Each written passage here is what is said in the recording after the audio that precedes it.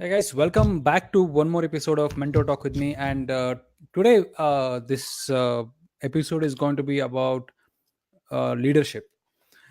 Now, at the time of this recording, in India, the general elections have been announced, and now why we need to be aware of the situation, because this is the moment when we take the decisions.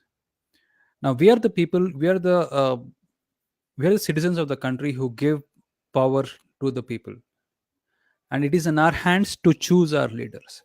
Now, what would happen if we don't use our power in the right way? Okay, this episode is about that, and I'm going to talk about leadership in general. uh, so I want to show you an example about a possibility where in a country where wrong leadership is in power, and and people are not able to do anything about it. It's a bad situation, right? Now, fortunately or unfortunately, India is also in a similar situation. I'm not being partisan here at all. I'm not for any party here, but point is, now, what would happen if we choose wrong leaders is the theme of this episode. Okay, I want to talk to you about a country called Venezuela.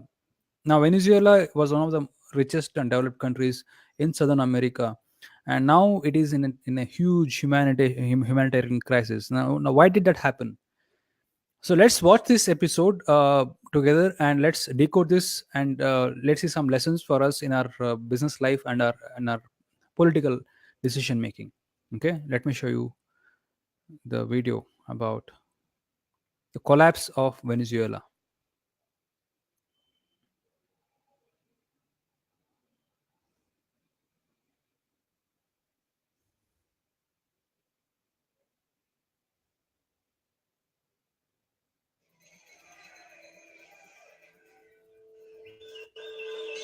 Todos estos meses, todo el tiempo de marcha por mi familia, por la comida, por el pueblo. Siempre va a estar en las calles luchando por la libertad de mis hijos. Bueno. La violencia del gobierno y la violencia del AMPA. Todo eso son razones para tú salir a protestar, a manifestar, a defender tus derechos y aspirar a una mejor Venezuela. Venezuela was once the richest country in Latin America. It has the largest known oil reserves in the world, and its democratic government was once praised worldwide. But today, Venezuela's democratic institutions and its economy are in shambles. The country has the highest inflation rate in the world, making food and medicine inaccessible to most Venezuelans. Over the last 4 years, its GDP has fallen 35%, which is a sharper drop than the one seen during the Great Depression in the US, and the country's murder rate has surpassed that of the most dangerous cities in the world. These conditions have sparked months of protests against the president, Nicolas Maduro, and it's easy to see why. The country has become measurably worse since his election in 2013. A poll showed that about 80% of Venezuelans want Maduro removed from office. But instead, the opposite has happened. Maduro has consolidated his power, bringing the country closer to authoritarian rule. Maduro's political ambition became evident in December 2015. 2 years after he became president, a coalition of opposition parties called the Democratic Unity Roundtable, or MUD, won a two-thirds majority in the National Assembly, putting Maduro's rule at risk. In response, Maduro quickly forced out several Supreme Court justices and filled the positions with cronies loyal to him. In March 2016, the court ruled to strip the opposition-led National Assembly of its powers, a move that sparked massive protests across the country. The ruling was reversed a few days later, but the damage was done. Protests continued to grow and have left about 100 dead and thousands injured so far. Despite the violence and public outcry, Maduro held a vote in July to elect a new governing body called the National Constituent Assembly, which would have the power to rewrite Venezuela's constitution and essentially replace the National Assembly and leave virtually no opposition to Maduro's rule. ¿Por qué está saliendo a votar hoy?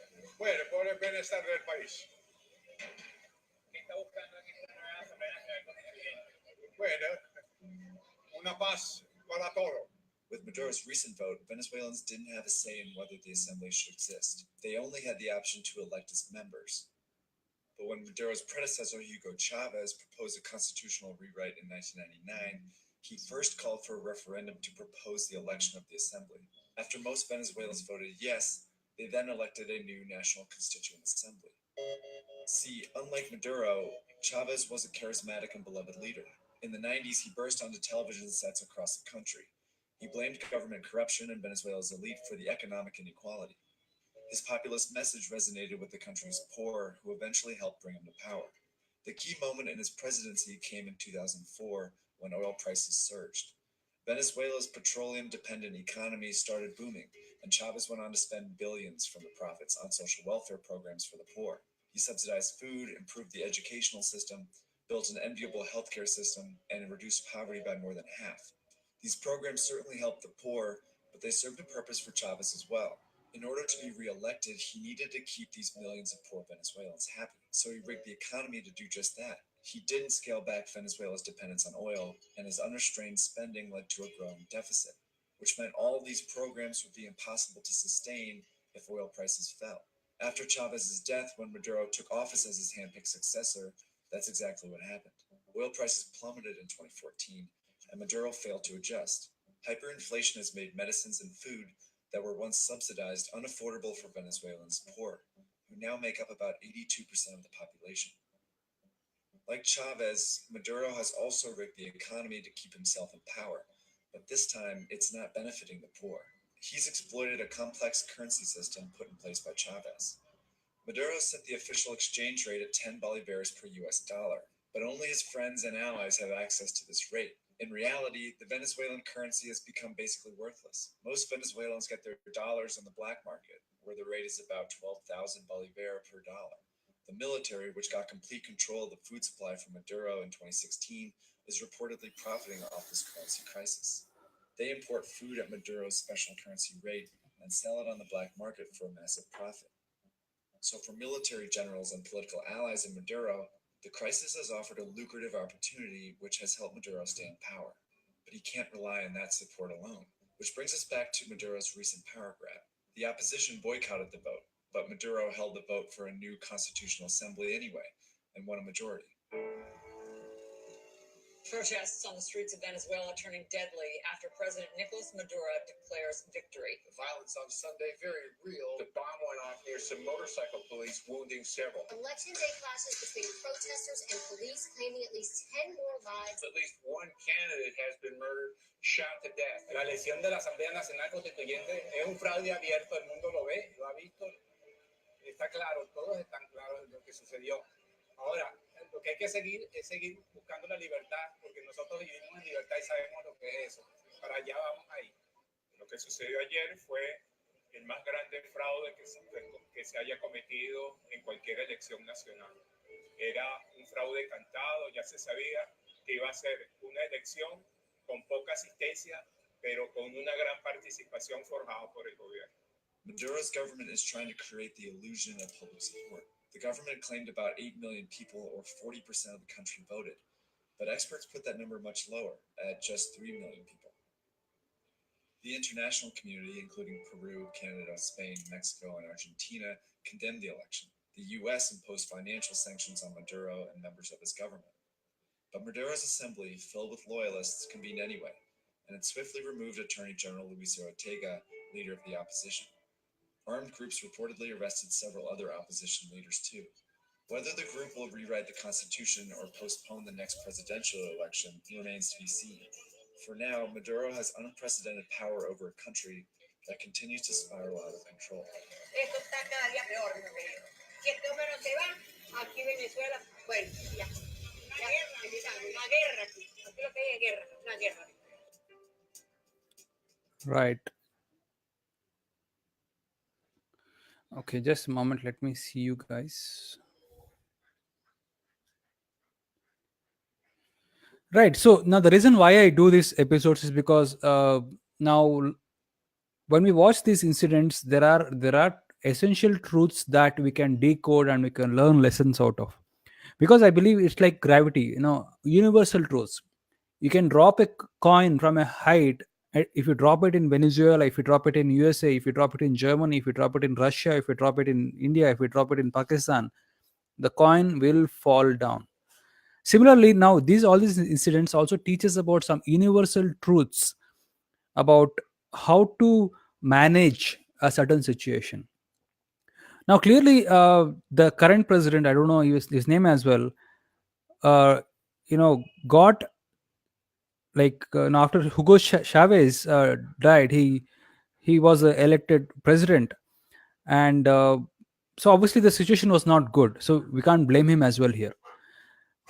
But in his greed to stay in power, he started to change the constitution. He started to buy his opposition, and he started to influence a lot of people through the money power.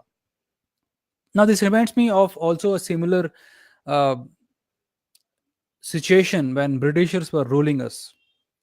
So Britishers had this army in control. They had everything in control, and they did anything possible to make sure that they stay in power. But the truth is, they were slowly slipping away from the hold of power. Now we or Britishers thought, or these guys think, that the people who are in the power doing wrong things believe that they have the power. But ultimately, the truth is the power is with the people. Now, what happened in 1947 was the Britishers created a scenario as if now after the World War II, Britishers could not sustain the economic spending to maintain the Indian army. That's not the truth. The truth is, quote unquote, the facts from B.R. Ambedkar. He said in 1945, the National Indian Army or Indian National Army, led by Subhash Chandra Bose, was challenging at the borders of British India, and they also saw signs of British soldiers quitting and joining the INA movement. And also in 1946, about 20,000 Indian Navy personnel quit the they took off the Union Jack flag, and they shouted pro INA slogans like Jai Hind, for example. Now, the idea is now more and more people claim the power on their own. These people in power become powerless. The lesson is simple. Now today, I mean, there was one celebrity who said it doesn't make a difference for me because no matter which party gets to come to power, I will anyway get my electricity and I'll get my water supply. And that was the kind of thought he had. But looking at this now, looking at this situation, we can understand that all of us have that responsibility. Each of our votes count, because now this is definitely possible over a long period of time. Maybe not as bad as what happened in Venezuela, but if somebody wants to stay in power, they can change the constitution. Now we don't want to. We want to be careful. We don't want to elect those people who have the intent of just staying in power because they're born. You know, you know. We don't want to give opportunities for them. So you want to give opportunities to those guys who have a, a good track record and who have good intent to serve the people. And also one more lesson that we can learn for business specifically is now compared to what Hugo Chavez did. Hugo Chavez, before he changed the Constituent Assembly, he took a opinion from the public. He was with the people. So he was with the people. He did a lot of things. He was listening. The keyword here is he was listening to the market, and he was giving what the market wants. It's as simple as that. Most simple truths. But in this case, these leaders, at some point, just for the sake of staying in power, stop listening to the people. Then what happens because of that? There is a huge discontent. Now the statistics says about 80% of the population doesn't want him. Even then he is staying on in power. How bad is that? Right? So same here. Now we don't want to create products which the market doesn't want. So you want to create a product. When you're working on your things, you want to ask the customer, okay, what do you want? Okay, this is what you want and I'm giving you that. You want to ask the question and make sure the customer realizes that there is a problem, and then you give the solution, basically. So you want to listen. And also now any business, any interaction is a people's business. Now you need to develop those skills to interact with the people. Now unfortunately, what is the problem with school system is school system encourages people to stay alone. Like, it is possible in the school system where you could just go to a library and study and you can get good marks. So that somehow people get a wrong information that there's no need of socialization. You study, you get good marks, you get a good job. Simple, straightforward, right? For example, let's imagine students in college. uh, Very few people actually come to socialize in the canteens. A lot of people come to the college just to attend the classroom and they go back home. And when that happens, when that keeps happening, you tend to become not a great networker. You don't know the people skills of interacting with people. But to grow up in an organization or in business or in any sphere of life, you need to have those skills of people skills. You need to know how to interact with people. So those are the three lessons, right? So listening. So to recap, so you are important. Your each of your decisions are very important. So you want to elect the right leader. So now you can't blame the people. If you are not able to like choose the right leader tomorrow, you can't blame the system for that, because these are the leaders who create. Now these people are called uh, you know lawmakers for some reason. These are the people who create the systems, right? It is essential that we as citizens choose that right to choose our lawmakers. Number one. Number two is listening. Now you need to listen to the market and give what the market wants. Or if you don't, there'll be scams, there'll be people who'll be discontent, and they'll be throwing you out of power. Number two. And you're in the business of people.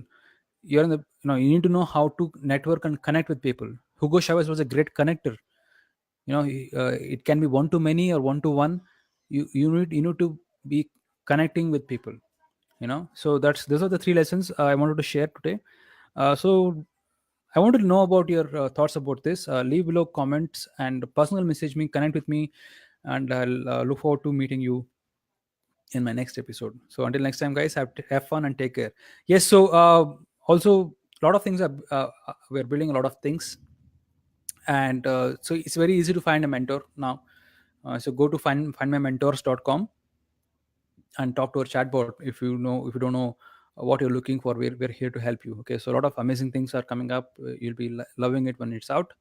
Okay, so until next time, guys, have fun and take care.